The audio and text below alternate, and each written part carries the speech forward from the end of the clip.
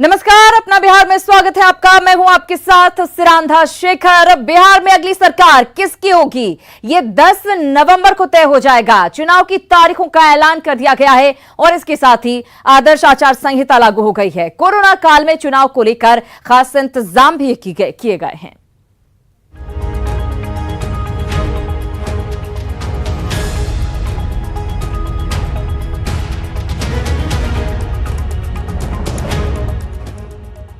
बिहार विधानसभा चुनाव की तारीखों का ऐलान कर दिया गया है। चुनाव 3 चरणों में होंगे। बिहार विधानसभा चुनाव कोविड काल में सबसे बड़ा चुनाव है। इसके लिए चुनाव आयोग ने खास इंतजाम किए हैं। सभी 243 सीटों पर वोटिंग होगी। पहले चरण की वोटिंग 28 अक्टूबर को, दूसरे चरण का मतदान 3 नवंबर को, जबकि तीसरे और आखिरी चरण की वोटिंग 7 नवंबर को होगी। जबकि 10 नवंबर को वोटों की गिनती होगी, यानी रिजल्ट का दिन। सीटों के हिसाब से यदि बात करें तो 28 अक्टूबर को पहले चरण में 71 सीटों पर, 3 नवंबर को दूसरे चरण में 94 सीटों पर और तीसरे चरण में 7 नवंबर को 78 सीटों पर वोटिंग होगी। In first phase, 71 assembly constituencies in 16 districts, including most of the LWE districts, will go for poll. It will be held in approximately 31,000 polling stations. In second phase, 94 assembly constituencies in 17 districts will go for poll. It will have approximately 42,000 polling stations.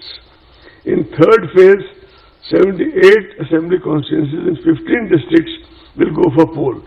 It will have approximately 33.5 thousand polling stations. Counting of votes 10th November, but that will be for all the phases, right?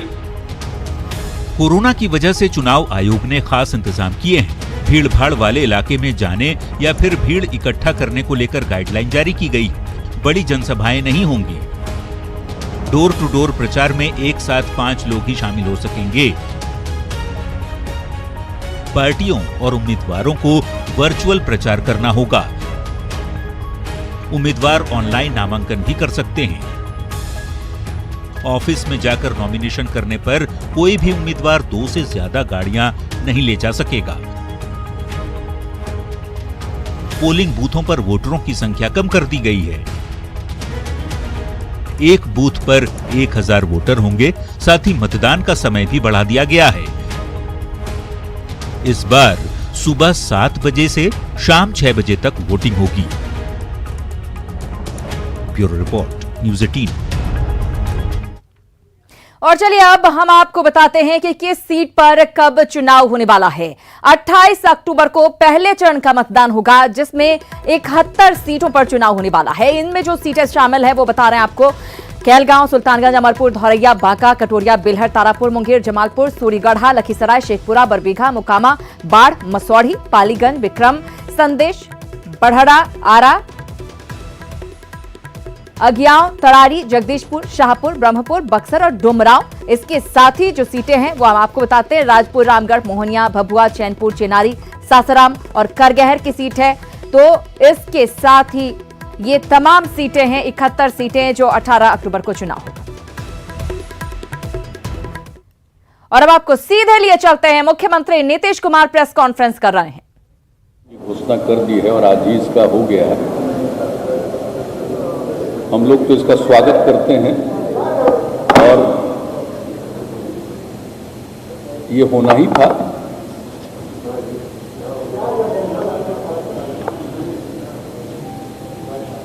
पिछले वर्ष भी जो चुनाव जिस दिन ऐलान किया गया था, उससे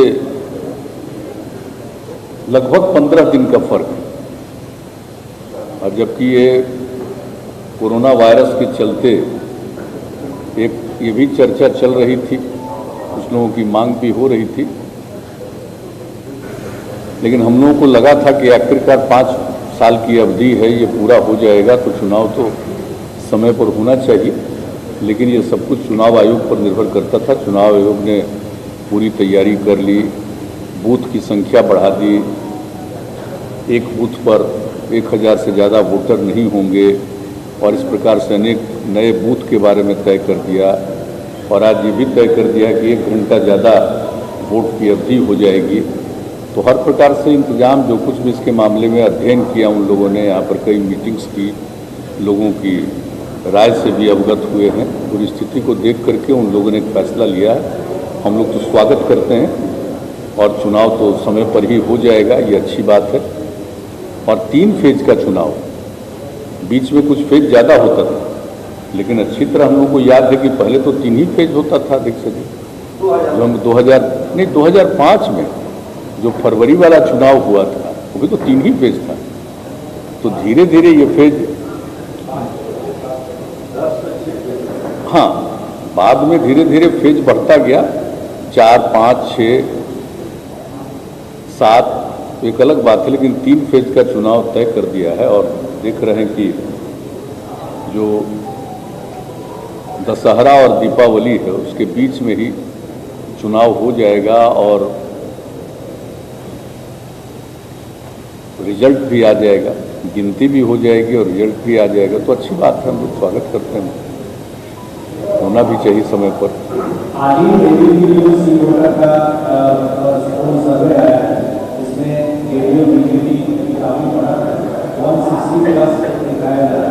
क्या आपको लगता है कि आपका अनुमान इतना है या और भी ज़्यादा है, या इस बार किन मुद्दों पर चुनाव हो रही है? देखिए, हम तो हमेशा कहते हैं जनता मालिक,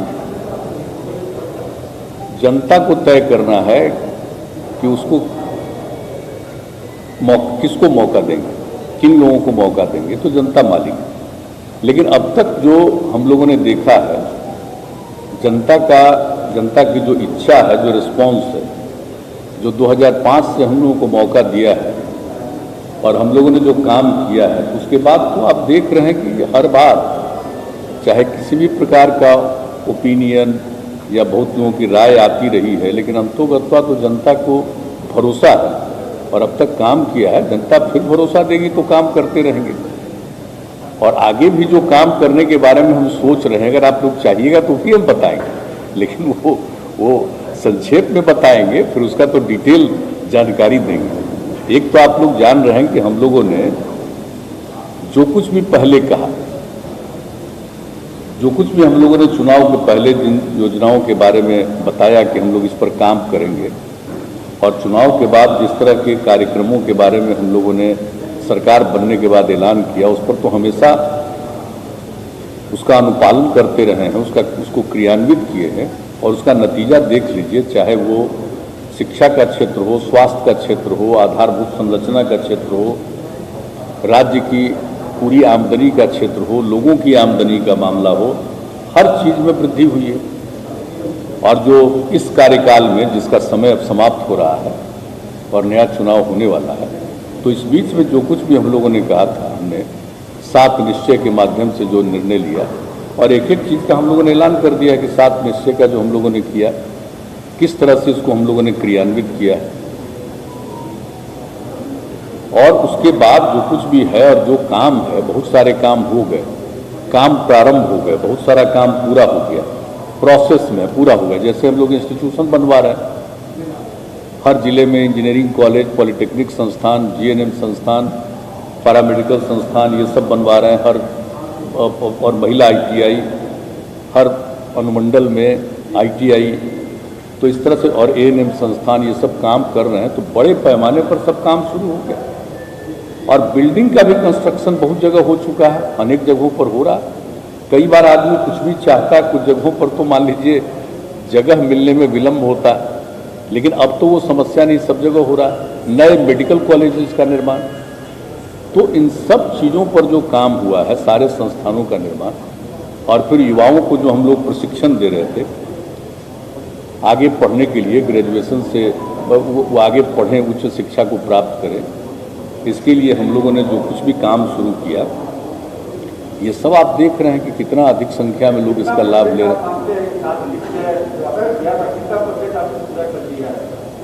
7 निश्चय में कोई भी चीज पेंडिंग नहीं है, हम लोगों ने सब पर क्रियान्वयन कर दिया। और आप समझ लीजिए कि अब जैसे 4 चीज़ों को ले लीजिए। अभी तो हम बता रहे थे यूथ वाला 2 इंस्टीट्यूशंस का हो गया, और उसके बाद जो कुछ भी हम लोगों ने किया कुशल युवा कार्यक्रम का या स्वयं सहायता भत्ता योजना का, स्टूडेंट क्रेडिट कार्ड करके जो हम लोगों ने उच्च शिक्षा के लिए 4 लाख रुपए तक की मदद, ये सब किया, अच्छी खासी संख्या में लिया। और जो कुशल युवा कार्यक्रम किया, 10 लाख से ज़्यादा युवाओं ने प्रशिक्षण लिया। और जो हमारी उस पर यही राय थी, आप लोगों को ध्यान में होगा, हमने शुरू से कहा कि कोई भी आदमी को काम चाहिए तो उसको काम के लिए तो ट्रेनिंग होना चाहिए।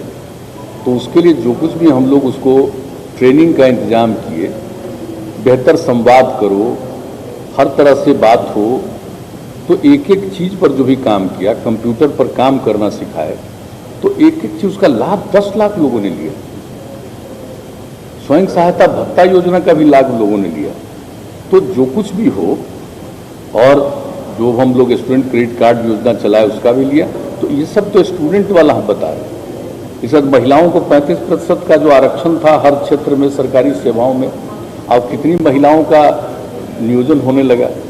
पुलिस वाले में अगर देख लीजिए तो जितना पुलिस में अब महिलाएं बिहार में आ रही हैं उतना शायद ही किसी राज्य में। तो हर तरह से काम किया।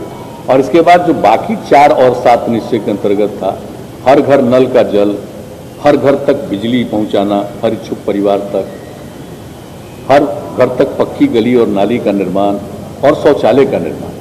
देखिए काम बहुत तेजी से, और आपको मालूम है कि हमने इसके बारे में विस्तृत रूप से फिगर दिया है।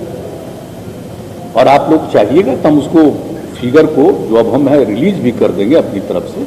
आज जो हम बात कर रहे हैं सारे फिगर्स, और जान लीजिए कि अक्टूबर तक वो जो कुछ भी हमने घोषणा की वो हो ही जाएगा। और जहाँ तक शौचालय वाली बात है वो लगभग पूरा हो गया।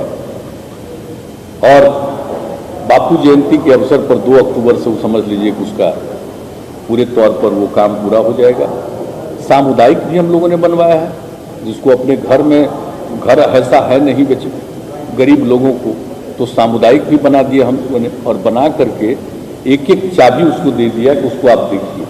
शहरों में भी किया। तो अभी हाल ही में आपने देखा कि कितना उसका हम लोगों के द्वारा उद्घाटन हो गया। तो एक एक चीज का काम, और आप समझ लीजिए कि ये सब काम किया। और इस प्रकार से और भी कई योजनाएं जो हम लोगों ने चलाई 18 में, इसके अलावे भी 7 निश्चय के अलावे जो बहुत सारा काम हम लोगों ने शुरू करवाया, वो भी बहुत तेजी से काम हुआ। इसलिए जो कुछ भी काम और पहले का भी काम, अब सड़क वाले में देख लीजिए कि सड़क वाले में पहले हम लोगों का था राजधानी पटना, सुदूर इलाके से चलकर 6 घंटा से ज़्यादा समय नहीं लगे। और उसके बाद हम लोगों ने लक्ष्य रख दिया 5 घंटा का समय रखा। अब उस पर जितना तेजी से काम हो रहा है, सड़कों का चौड़ीकरण, बाईपास, फ्लाईओवर, कितना तरह का चीज़ हम लोगों ने उसको, एलिवेटेड रोड, ये सब कुछ करवाया है। और उस पर कितनी योजनाओं को हम लोगों ने स्वीकृत किया, एक एक क्षेत्र में काम हुआ। तो इसलिए देखिए हमने जो कुछ भी शुरू से वादा किया और जिस बात की घोषणा की, उसका एक एक काम हम लोगों ने किया।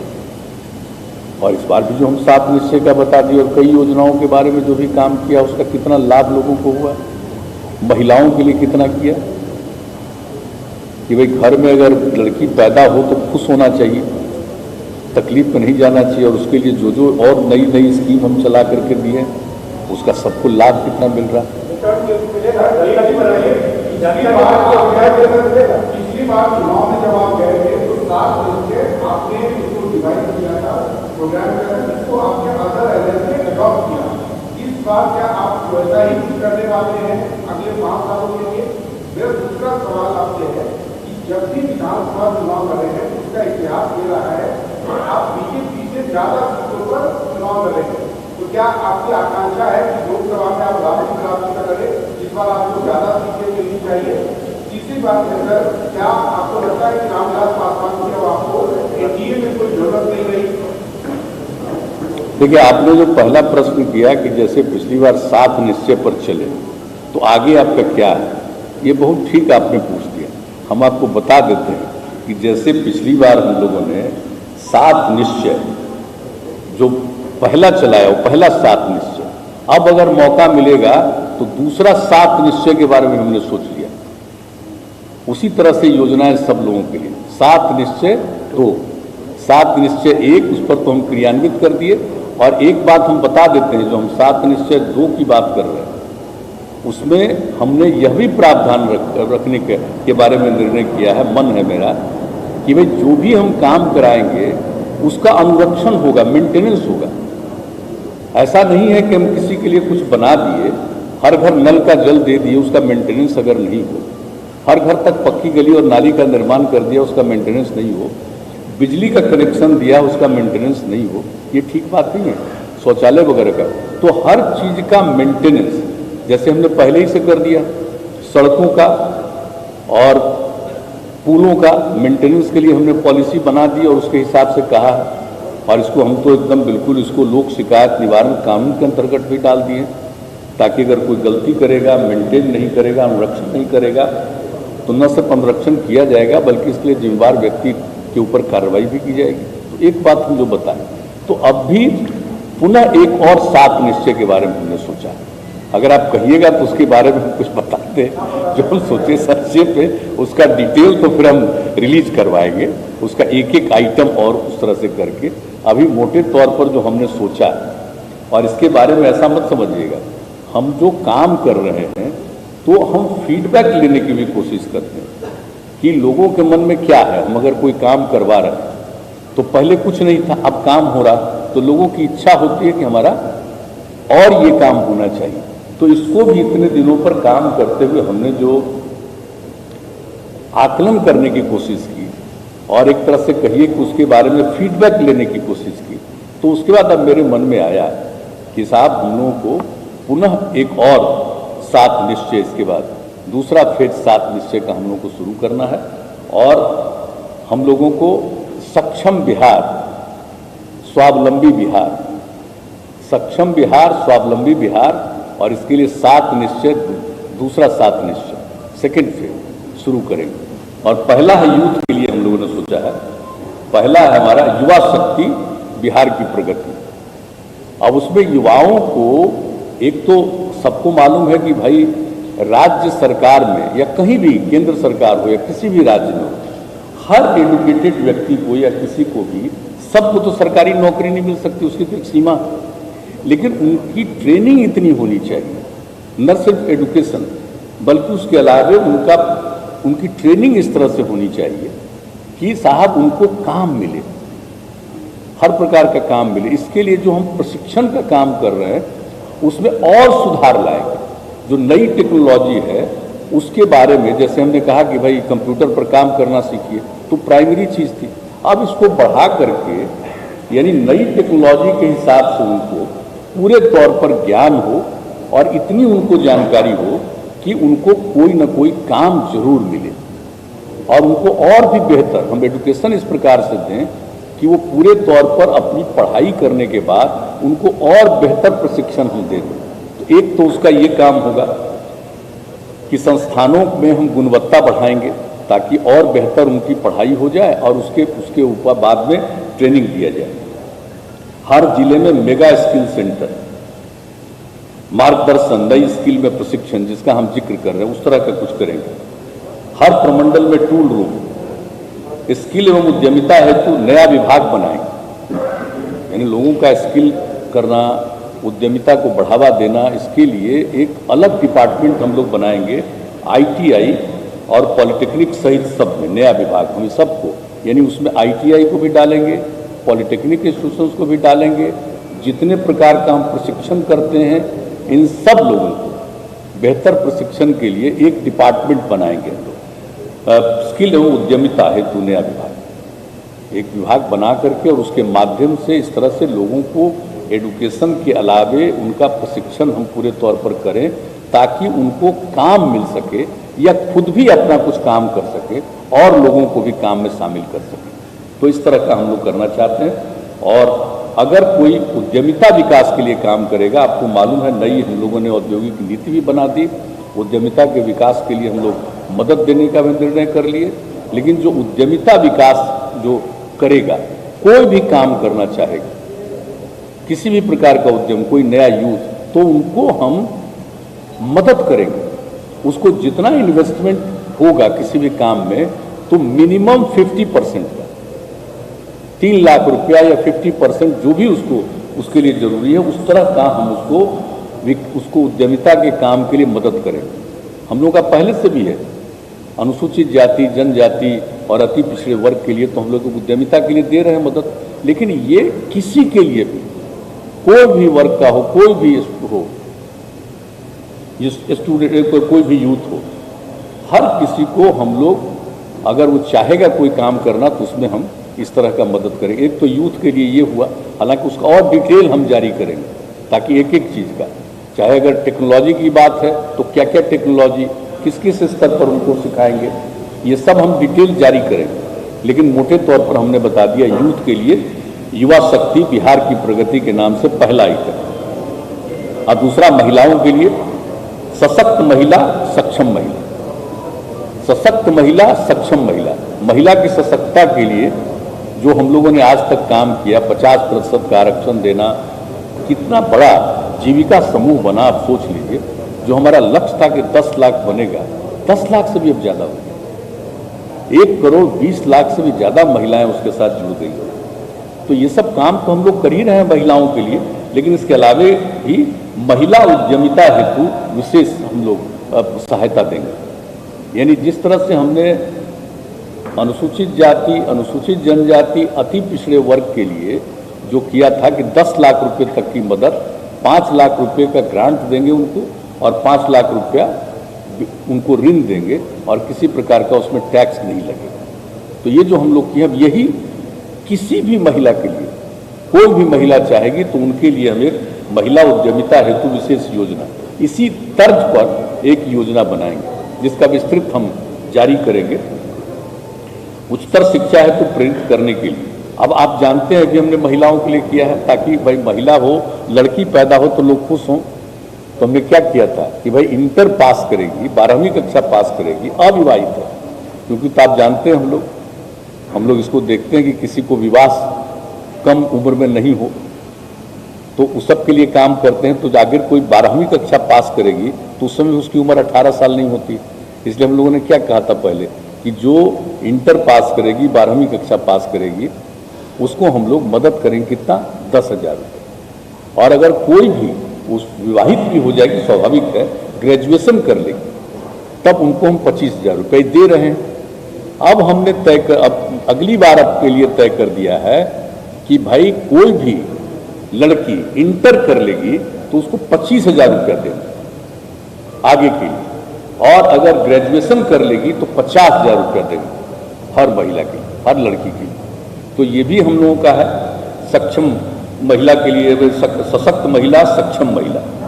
और क्षेत्रीय प्रशासन में आरक्षण के रूप महिलाओं की भागीदारी बढ़ाई जाएगी। देखिए, सिर्फ नौकरी देना नहीं काम है, जहां भी जिस लेवल पर होता है, जैसे मान लीजिए थाना, जैसे ब्लॉक, अंचल, सब डिवीजन, जिला, ये सब जगहों पर हम जैसे महिलाओं को रिजर्वेशन दे रहे हैं, उसी तरह से ये इंश्योर्ड होगा कि सारे इस प्रकार की जगहों पर महिलाओं का रिप्रेजेंटेशन पूरा होना चाहिए।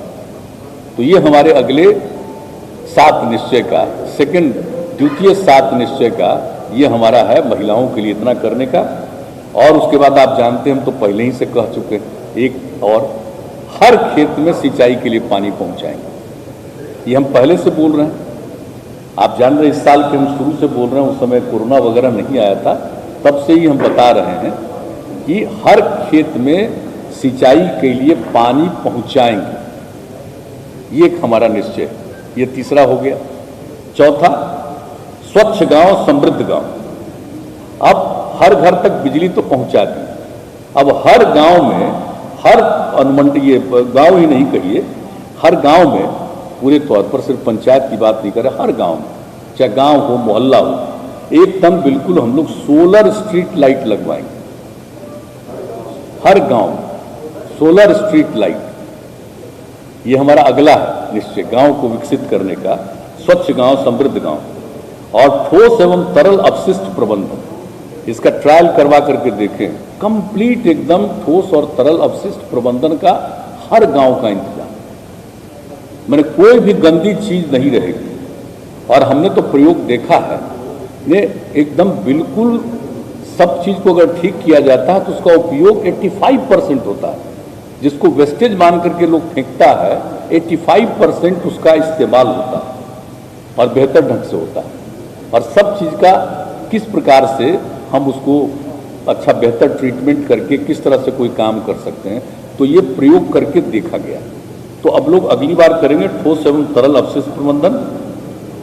और जैसा हमने कहा था कि पूर्व का जो 7 निश्चय योजनाओं के अंतर्गत जो भी हम काम किए उसका अनुरक्षण, मेंटेनेंस, ये हर हालत में उसका मेंटेनेंस होगा।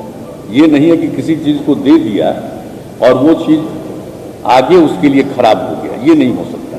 उसको मेंटेन करके चलाना है हर तरह से, जिसका हम जिक्र कर दिए।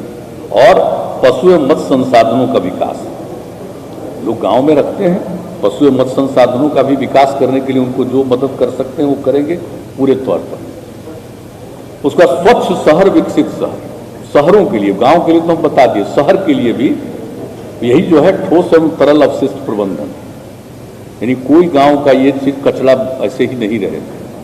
वृद्ध जनों हेतु आश्रय स्थल, लोग होते हैं बुजुर्ग लोग, उनके रहने की जगह नहीं, परिवार में उनको दिक्कत होती है, बाहर रहना चाहते हैं, तो हर जगह हम लोग बनवाएंगे, हर शहर में हम लोग आश्रय स्थल, वृद्ध जनों के लिए आश्रय स्थल का निर्माण कराएंगे, ताकि हमारे जो भी वृद्ध जन जिनको किसी प्रकार की कठिनाई है, परिवार में उनको कोई देखने वाला नहीं है, तो वैसे लोगों के लिए आश्रय स्थल बनाएंगे वृद्ध जनों के लिए। और शहरी गरीबों हेतु बहुमंजिला आवासन का निर्माण। अब शहर में देखते हैं कहाँ कहाँ सब ऐसे ही बसा रहता है, सब के लिए बहुमंजिला आवास का निर्माण कराएंगे, चाहे किसी भी शहर में। सिर्फ हम पटना की बात नहीं कर रहे, नगर निगम की बात नहीं कर रहे, चाहे नगर परिषद हो, नगर पंचायत हो, जितने भी शहर कहीं से भी आकर के वहां पर रह रहा है, उसको रहने की जगह नहीं है, तो हम लोग मल्टी स्टोरीड बिल्डिंग बना करके सबको एकोमोडेट कराएंगे और सबको रखेंगे। यह हमारा एक है। और जितने सभी शहर और महत्वपूर्ण नदी घाट, सिर्फ शहर ही नहीं, अब जैसे पटना शहर गंगा नदी के किनारे, इस तरह से जो भी शहर हो या जिस कोई भी जहां घाट है उसके घाटों पर विद्युत शवदाह गृह सहित मोक्ष धाम का निर्माण। ये कहीं इंतजाम नहीं रहता है, उसके चलते लोगों को तकलीफ, कहीं कहीं उनको अंतिम संस्कार करना पड़ता है। और देखिए जो बिजली वाला इंतजाम जहां किया गया है, इससे लोगों को सहूलियत हो रही है। इसलिए हर जगह विद्युत शवदाह गृह सहित मोक्ष धाम का निर्माण कराया जाएगा। ये स्वच्छ शहर विकसित शहर। छठा, सुलभ संपर्कता। अब एक बात हम पहले ही कह चुके हैं कि गांव को तो हर गांव को पक्की सड़क से जोड़ने का लगभग काम पूरा हो गया, हो रहा है, हो जाएगा। लेकिन इसके अलावे कई गांवों को जोड़ करके बेहतर सड़कों के साथ उनका जोड़ना उपयोगी है। मान लीजिए प्रखंड में जाना है, अनुमंडल में जाना है और कोई जरूरी जगह पर जाना है, तो उसका भी हमने पूरे तौर पर सर्वेक्षण करके गांव-गांव को जोड़ करके बेहतर सड़क तक पहुंचाने के लिए, ताकि उनको किसी भी प्रकार की सुविधा नहीं। तो आसपास के गांव को जोड़ते हुए मुख्य पथों और महत्वपूर्ण स्थानों तक संपर्कता हेतु नई सड़कों का निर्माण, जैसा हमने कहा, चाहे अनुमंडल हो, थाना हो, प्रखंड हो, ताकि किसी प्रकार की दिक्कत नहीं। अब गांव तो जुड़ गया, कहीं भी जा सकते हैं, लेकिन अब इसको देखा जाएगा कि भाई गांव को तो जोड़ दिया, अब इस तरह का पूरे इलाके में देखा जाएगा कि भाई और कई गांवों को, अगल बगल के गांवों को जोड़ते हुए हम किसी मेन और सड़क है वहां पर पहुंचा दें, ज़्यादा जल्दी वो पहुंच सकता है। तो ये काम अब अगले निश्चय में करेंगे, इसका ऐलान हमने पहले किया। और दूसरा चीज, जितना भी शहरी इलाका है या मुख्य सड़कें जहां से भी गुजर रही, वहां पर आबादी का घनत्व, तो उसमें आने जाने के लिए कितना भी सड़क बनवाइए दिक्कत होती है। तो उन सब जगहों पर बाईपास सड़क का निर्माण हम लोग करवाएंगे और जहां जरूरत होगा फ्लाईओवर का निर्माण कराएंगे। यहां देख रहे हैं पटना में कितना फ्लाईओवर का निर्माण करा है और कई जगहों पर कर रहे हैं।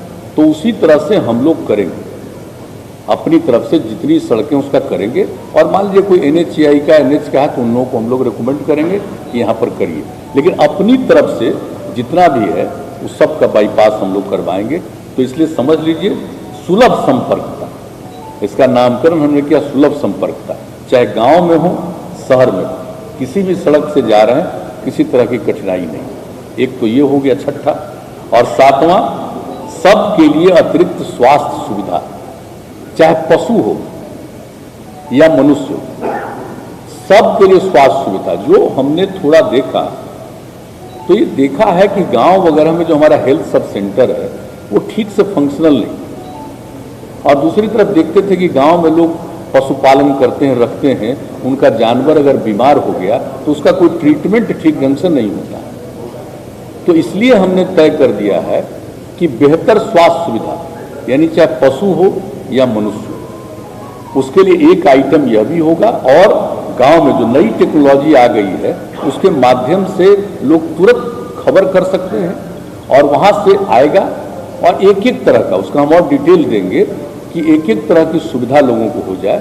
और गांव में भी रहने वाले लोग हैं उनको भी प्राइमरी तौर पर, प्राथमिक तौर पर जो ट्रीटमेंट हो सकता है, चाहे मनुष्य और पशुओं के लिए। तो ये भी हमने देखा है कि इतना काम कर रहे हैं। तो कई जगहों पर से ये बात आई कि जो पशुपालन करते हैं उनका अगर पशु अगर बीमार हो, चाहे कोई भी पशु हो, तो उनको दिक्कत हो।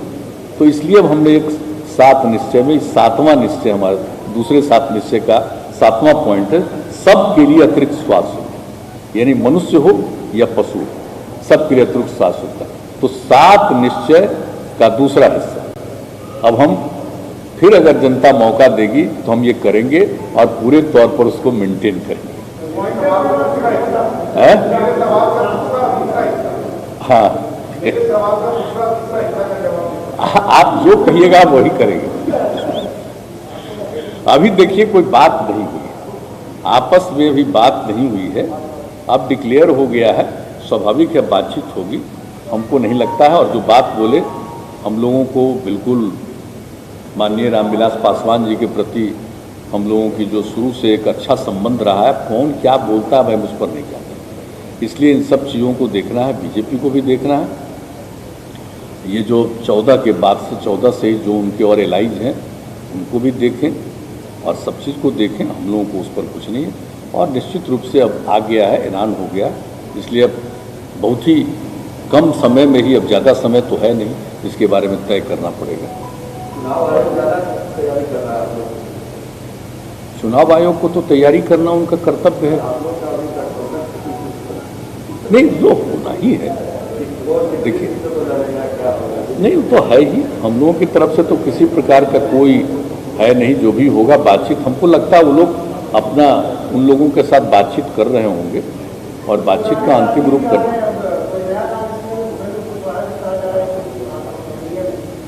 हाँ, उनकी तो जानकारी नहीं, लेकिन श्री जीतन राम मांझी जी तो फिर वापस हो गए हैं। उनके साथ जो बातचीत हुई, बीजेपी ने ही कहा था हम लोगों को कि अगर वो हो, और उनसे जो बातचीत हुई तो वो तो पूरे तौर पर फिर आप वो हो गए हैं एनडीए के साथ। आपको लगता नहीं है कि मांझी जी के आने के बाद आपको रामविलास जी की जरूरत नहीं? नहीं, ऐसा कुछ नहीं। देखिए जो भी लोग हैं बीजेपी के साथ हैं उन लोगों को देख लें। अब उनकी इच्छा थी, अब जो बीजेपी के साथ थे, हम लोग तो अलग थे पिछले चुनाव में, तब उसमें से मान लीजिए 2 चले गए, 1 आ गए। अब एक और का जो भी हो तो बीजेपी को देखना है। हम समझते हैं बीजेपी बातचीत कर रही है।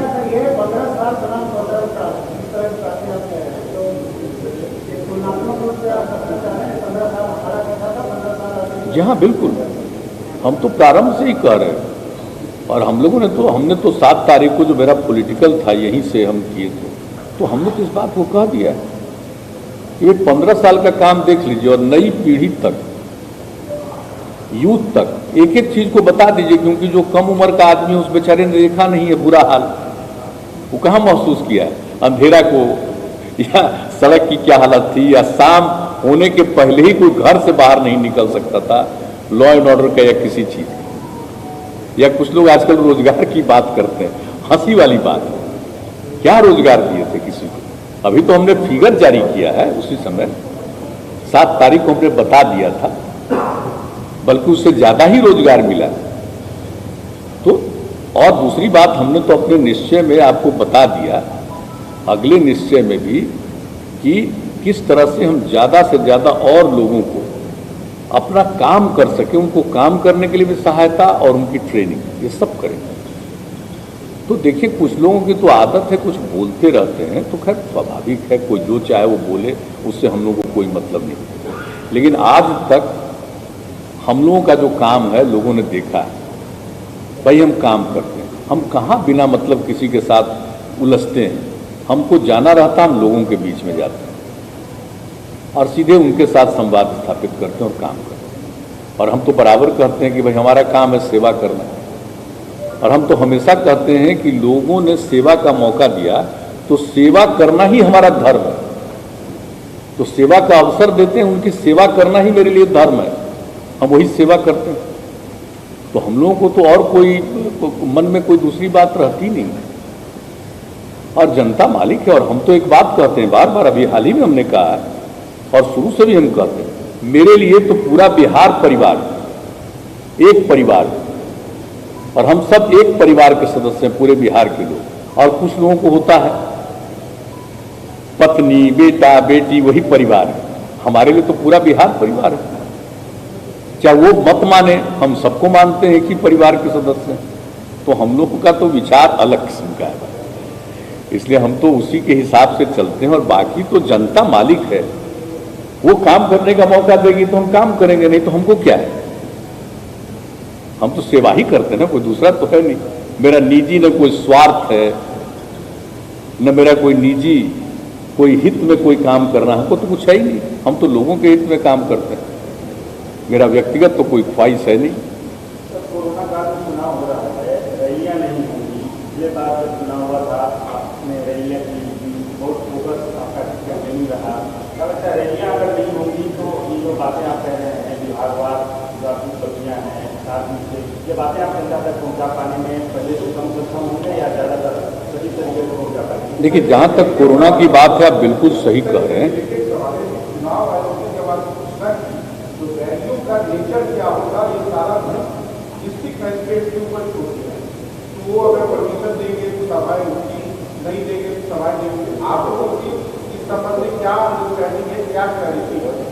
नहीं, देखिए, चुनाव आयोग ने जो कुछ भी कहा, हम तो आज टूर में थे, रास्ते में थे, हम तो उसको आज जाएंगे, लौटेंगे रात में तो हम देखेंगे। लेकिन आप जो कह रहे हैं तो उसके हिसाब से अगर यही उन्होंने कहा है तो भाई मीटिंग तो होगी ही। हमको जो लगता है हर पार्टी को मीटिंग करने का, हाँ, लेकिन मीटिंग में एक थोड़ी दूरी बना करके रखने की कोशिश करनी चाहिए, एक बात अलग है। लेकिन आप जानते हैं कभी कभी कितना भी लोगों को कहिए तो बहुत दूर नहीं रह पाते हैं लोग। हम लोग जितना भी कहते हैं लोगों के बीच में यही प्रचार करते हैं कि एक दूरी मेंटेन करिए, मास्क का इस्तेमाल करिए, हाथ साफ करिए। 65 साल से अधिक उम्र वाले जितने हैं घर के अंदर अकारण मत लिखिए, गर्भवती महिलाएं हैं, कोई अन्य प्रकार की बीमारी से पीड़ित हैं, बच्चे हैं 10 साल से कम उम्र के बच्चे और बच्चियों को, इनका ख्याल रखिए और अकारण घर से न निकले। तो हम लोग तो ये सब एक एक चीज़ को प्रचारित करते हैं, लोगों को समझाते हैं। और आप देखते हैं कि कोरोना तो एक विचित्र चीज़ है ना, दुनिया भर में कभी ऊपर जाता है, नीचे आता है, फिर ऊपर चला जाता है। अब दिल्ली में नीचे हुआ फिर बढ़ गया, सुन रहे हैं कि इंग्लैंड में बढ़ रहा, तो कहीं भी बढ़ रहा है, तो हमारे यहाँ तो बहुत घट रहा है। और आपको हम बता देते हैं कि कोरोना की स्थिति जो हुई है, जो बात करते रहते थे, इतना ज़्यादा हम लोग रेगुलर इस चीज़ को मॉनिटर करते रहें, लोगों से बातचीत करते रहें, और हमारी ख्वाहिश थी कि हर चीज़ में हम नेशनल एवरेज से ऊपर जाएं। अब देख लीजिए, जांच में भी चले गए, अब 2.25 लाख तक जांच करवा रहे, उससे भी ज़्यादा किसी किसी दिन जांच हो रही प्रतिदिन। और जांच होने से हो जाता है कि कोई भी आदमी को, अब कहा गया कि भाई अपनी इच्छा से भी जांच कराइए, सिर्फ कोई बीमार दिख रहा उसका जांच नहीं, बल्कि स्वयं भी कराना चाहिए। तो अब इस तरह से हम लोग कर रहे हैं। तो 10 लाख वाले पर जो है, जो पहले कहा जाता था बिहार में कुछ नहीं, आज की क्या स्थिति है? 10 लाख की आबादी पर बिहार में जांच जो हो गया है 50,232, 10 लाख की आबादी पर औसत 50,232, 50,232, 10 लाख। और देश का एवरेज है 10 लाख की जनसंख्या पर 48,886। देश का एवरेज है 10 लाख की जनसंख्या पर जांच का 48,866 और हम लोगों के बिहार का बढ़कर के हो गया 50,232। अब इतना हम लोग जांच करवा करके लोगों को अलर्ट कर रहे हैं और आप जान रहे हैं कि अब 91% से भी ज्यादा लोग ठीक हो गए हैं। लेकिन फिर भी हम लोगों को कहते रहते हैं कि भाई हम लोग कर रहे हैं और हर प्रकार का इस्तेमाल, 3 तरह का सिस्टम भी बना करके रखे हैं लोगों के ट्रीटमेंट के लिए। ये सारा काम किया, लोगों को मदद करना, डॉक्टर्स के द्वारा मदद करना, सब तरह की बात हो रही है। लेकिन ये कोई नहीं जानता है कि फिर ये बढ़ सकता है। तो लोगों को सचेत रहना है, सजग रहना है। तो कोरोना वाले में तो जितना भी हो उसके लिए एक आम तौर पर करना चाहिए उसका ख्याल। लेकिन जब चुनाव होगा तो लोग तो जनसंपर्क करेगा ही ना, लोग तो जाएंगे ही ना जनसंपर्क करने। और वोट के बारे में तो तय कर दिया कि 1 घंटा बाद तक करेंगे और 1,00,000 से 1,000 से ज्यादा एक बूथ पर नहीं रहेगा। तो ये सब तो बात हो गई। तो उसी तरह से लोग जनसंपर्क तो करेंगे, लेकिन हम लोग देख लेंगे। हम लोग कोई मीटिंग में जाएंगे तो जो प्रावधान रहेगा उसके हिसाब से हम लोग पार्टी और अपने जो हम लोगों का अलायंस है उनके लोगों को यही कहा जाएगा कि उसी तरह से हम लोगों को करना चाहिए। और आप जानते हैं समय तो अब इतना है नहीं। आप देख लीजिए कि जिस दिन से नॉमिनेशन फाइल, तो आप समझ लीजिए कि पहला बार जिस दिन नॉमिनेशन फाइल करके विड्रॉवल का लास्ट टाइम होगा उसके बाद से ही ना प्रचार शुरू कर सकते हैं।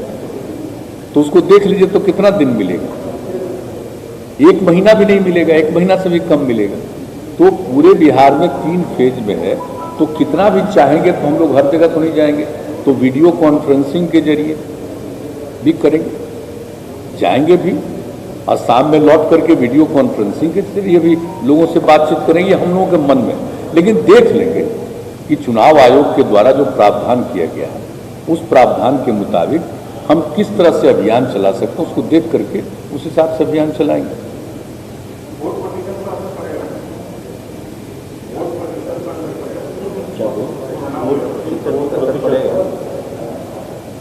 देखिए, हमको लगता नहीं है कि उतना ज्यादा कोई वोट प्रतिशत पर असर पड़ेगा, क्योंकि एक ऐसी चीज है ना कि चुनाव का जब कैंपेन शुरू हो जाएगा और उसकी बात शुरू होगा तो लोग जाएंगे। क्योंकि हम जो देखते हैं कहीं भी जाते हैं तो लोग कितने लोग दिख जाते हैं।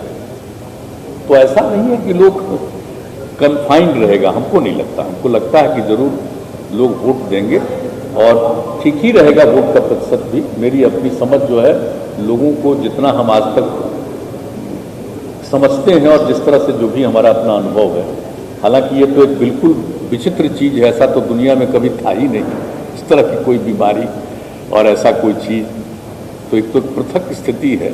लेकिन फिर भी जो मुझको लगता है कि कैंपेन भी होगा और वोटर के रूप में लोग पार्टिसिपेट भी करेंगे।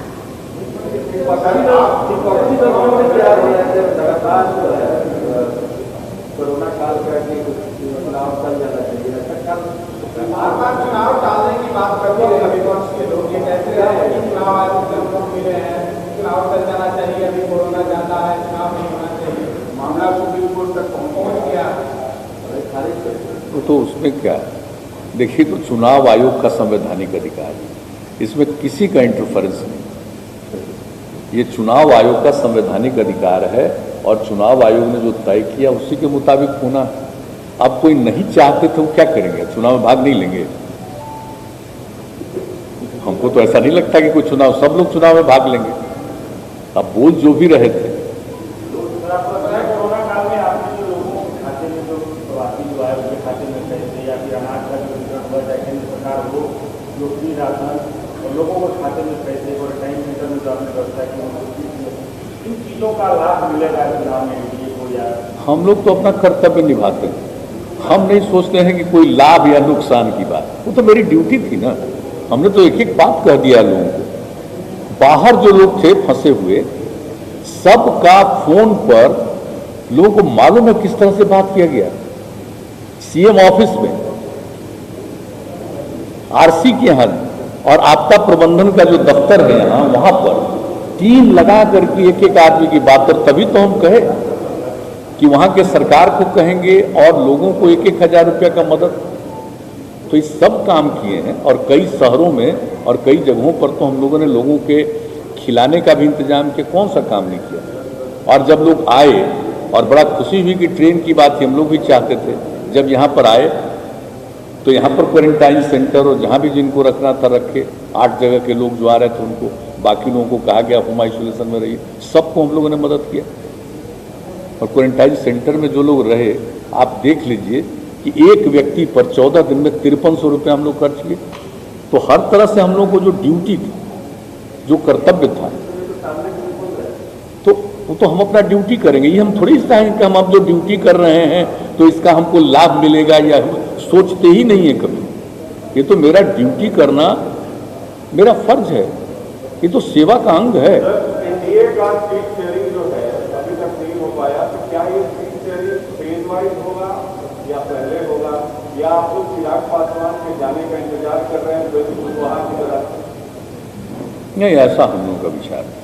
हमको लगता है कि जल्दी से जल्दी हो ही जाएगा, जल्दी से जल्दी हो ही जाएगा। सर, आप कह रहे हैं कि बिहार में काफी विकास हुआ है, प्रधानमंत्री आपकी लगातार तारीफ भी कर रहे हैं, लेकिन ये विकास जो है ये चिराग पासवान को दिखाई देता है।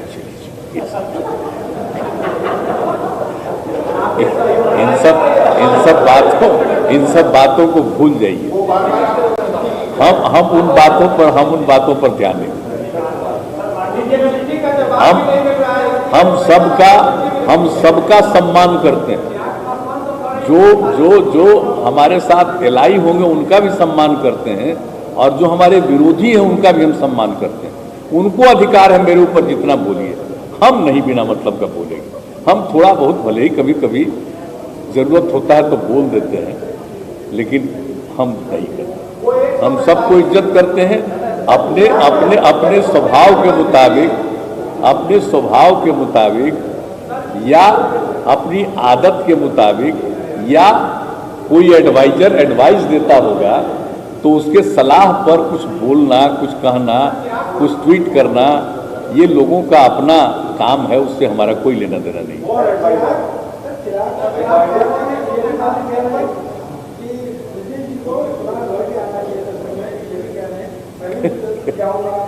हमको नहीं पता।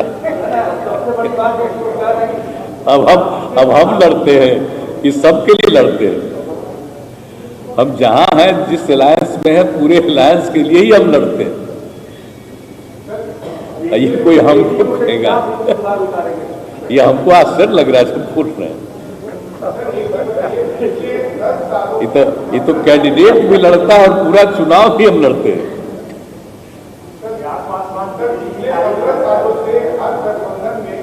एनडीए में हो या महागठबंधन में सुधार बनते हैं, आपको आप पिछले 10 साल में मिड में बदल देते हैं, क्या होगा? वो सबका तो उस समय बताए थे ना, अब ये छोड़िए।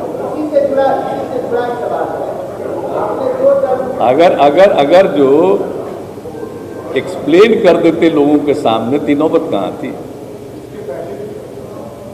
इसलिए अब उसको, अब जो कुछ भी हुआ चलिए, पुरानी बातें हैं।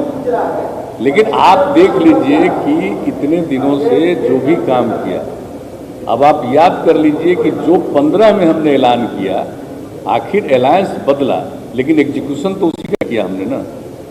तो जो हम सब लोगों के, पूरे देश, पूरे बिहार के लोगों के सामने, जनता नहीं अब इनको अपना मालिक मानते हैं, उनके खिदमत में जो हम बात कहते हैं कि हम ये करेंगे, हम तो वही करते हैं। आप लीजिए कभी भी, आप सब लोगों को ज़्यादा बेहतर मालूम है, ऐसा थोड़ी कि नहीं मालूम है। तो जो हम कहते हैं, आज भी जो हम कह रहे हैं, अगर मौका मिलेगा तो इस सब चीज़ को तो जरूर करेंगे, और इसके अलावा और कोई आवश्यक। जनता नहीं अब इनको अपना मालिक मानते हैं, उनके खिदमत में जो हम बात कहते हैं कि हम ये करेंगे, हम तो वही करते हैं। आप देख लीजिए कभी भी, आप सब लोगों को ज़्यादा बेहतर मालूम है, ऐसा थोड़ी कि नहीं मालूम है। तो जो हम कहते, आज भी जो हम कह रहे हैं, अगर मौका मिलेगा तो इस सब चीज़ को तो जरूर करेंगे, और इसके अलावा और कोई आवश्यक होगा उसको भी करेंगे। सर, ये इस बार जो घोषणा पत्र जारी होगा वो केवल जदयू का या पूरा एनडीए का है? नहीं, जो चाहे कर सकता है, ऐसा कुछ नहीं है, जो चाहे कर सकता है। तो मेरा अपना ड्यूटी है ना कि हम इतने दिन से काम कर रहे हैं, तो हर बार बताते हैं कि अगली बार क्या करें। तो अगली बार जो मेरे मन में बात है उसका हम ऐलान कर रहे हैं, ऐलान कर दिया। इसके अलावे भी और कोई काम होगा तो भी करना है, किया जाएगा। अब लगता है सवाल एग्जॉस्ट कर दिया।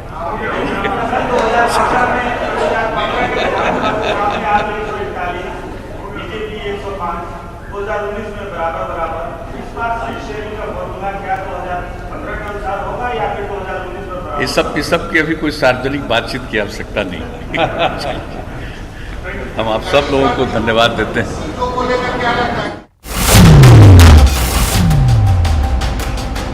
जनता को तय करना है, किसे मौका देना है। नीतीश कुमार ने प्रेस कॉन्फ्रेंस की बाकायदा चुनावी घोषणा के बाद अपनी योजनाओं का बखान किया। कहा कि जनता अगर मौका देगी तो दोबारा वो क्या क्या काम करेंगे। स्टूडेंट क्रेडिट कार्ड से छात्रों को लाभ मिला है, ये बताया नीतीश कुमार ने। और साथ ही ये भी कहा हर जिले में इंजीनियरिंग कॉलेज भी बनाए गए हैं।